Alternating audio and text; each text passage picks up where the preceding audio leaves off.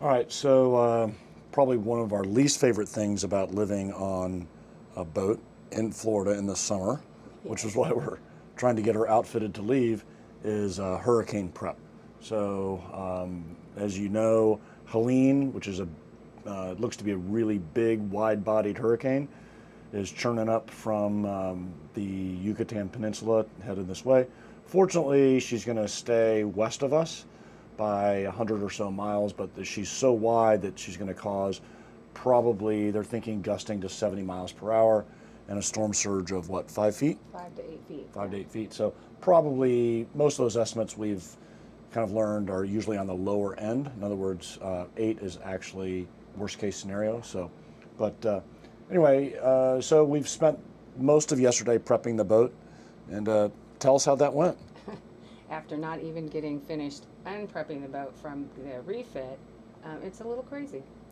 It's a little crazy. Right. So I'll do a little tour here in a second of what it is that we've done, but essentially double line the boat, which is just a one sentence item, but it takes a lot longer than you think to find the right lines, dig them out, etc., and get them set up so that you avoid having a single line break from overheating, stretching, etc., from surging. So that's why they really suggest that you always double line the boats.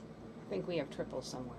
Yeah, there are. I think there might be a couple triples somewhere as well. So that remove all of the cushions again. Back in the boat. Back into the boat, right?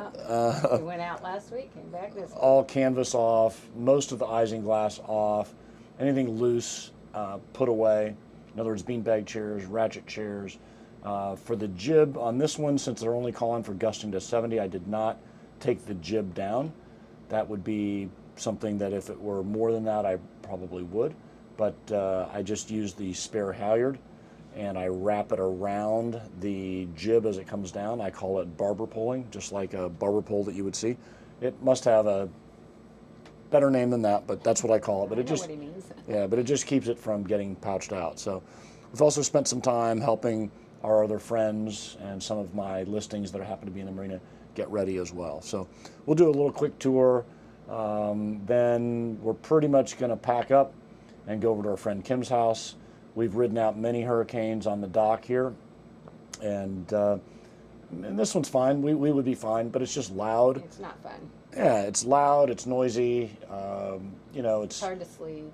yeah, and plus, once it's blowing 70 or, touching there, there's not much you can do anyway, right? You can't really go out in it. Stand and look out the window. Yeah, stand, look out the window and stress. So we'll go to a house that was built recently. It's very quiet, and we've been through a couple storms there, and you hardly even realize that there's a storm happening. So it's a very different life in a house versus life on a boat. So we love it, but this is not one of those facets that we love. And for some reason, it's always super hot when we're doing this. Yes. Record-breaking hot. Yeah. Yesterday it was, I think, 96. Yeah. Day before we broke another record for heat. So yeah, it's plenty hot. And so here in the cockpit, you can see I put these straps across the dinghy to keep it nice and secure and in place.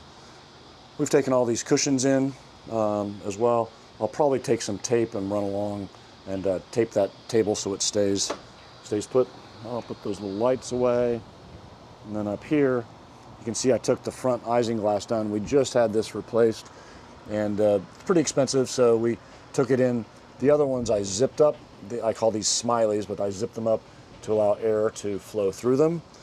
I've taken the helm station cover off and put blue tape on here to keep the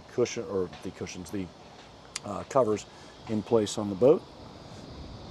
You can see here I'm triple lined here. Most of the wind is supposed to be out of the southeast, then south, then southwest. So these are in particular are protecting from south and southwest. I've hung a couple of these fenders vertically, which I don't normally do. That gives us a little bit more protection. Lash down the steps here. You can see double lines. I think I have a total of 16 lines now on the boat. Again, trying to spread that load to cleats on the boat and to as many different cleats as we have on the dock to utilize as well. So She's sitting pretty. And oh, I just saw those ratchet chairs. Those need to go back in as well. Have a couple lines here. One of the reasons that we moved over to this dock is so that we can keep her away from the dock, because before we were just on a T-head, so we didn't have the ability to have any of these lines on these lines or that line back there holding us off the dock just a bit. So here's the jib. You can see this is the spare halyard here, and I have it wrapped going around as the jib goes up, and that just keeps it from getting pouched out by gusts of wind. I've seen many of jibs shredded here in this marina, and they're, you know, $5,000, $6,000, $7,000. Not something that you want to do if you don't have to. And I've also what I call sausage wrapped the main, so you can see those lines that are holding that main in place.